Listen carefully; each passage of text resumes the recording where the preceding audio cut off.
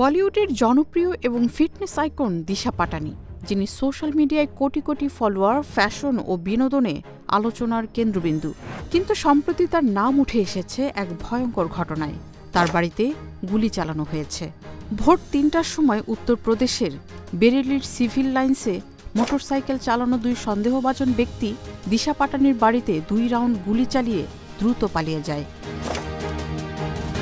পুলিশের বরাত দিয়ে ভারতীয় সংবাদ মাধ্যম হিন্দুস্তান টাইমস জানিয়েছে, ঘটনার পেছনে রয়েছে গ্যাংস্টার গোল্ডি ব্রার ও রোহিত গোদারা। পুলিশ জানাচ্ছে, এই হামলার কারণ হিসেবে দেখানো হচ্ছে স্থানীয় ধর্মগুরু প্রেমানন্দের প্রতি অসম্মান। ঘটনার পর সংশ্লিষ্টরা ফেসবুকে একটি পোস্টে দায় স্বীকার করেছে। সেখানে বলা হয়েছে, এটি কেবল একটি ট্রেলার ছিল। পরের বার যদি কেউ আমাদের ধর্ম বা সাধুবাদের প্রতি অসম্মান দেখায়, তাদের পরিণতি ভোগ করতে হবে। অভিনেত্রী দিশার পরিবারের নিরাপত্তা নিশ্চিত করতে পুলিশ বাড়ির সামনে বিশেষ নজরদারি চালাচ্ছে। তার বোন খুশবু, যিনি একজন সাবেক সেনা কর্মকর্তা, সমাজ মাধ্যমেও যথেষ্ট পরিচিত। স্থানীয় পুলিশ ও গোয়েন্দা সংস্থা ঘটনাস্থল পরিদর্শন করেছেন। তল্লাশি ও আলামত সংগ্রহ চলছে। তদন্ত শেষে হামলার প্রকৃত কারণ ও জড়িতদের পরিচয় জানা যাবে।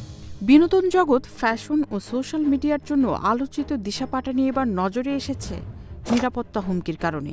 বলিউডের দর্শকরা আশা করছেন তদন্ত শেষ হোক এবং অভিনেত্রী নিরাপদ থাকুন।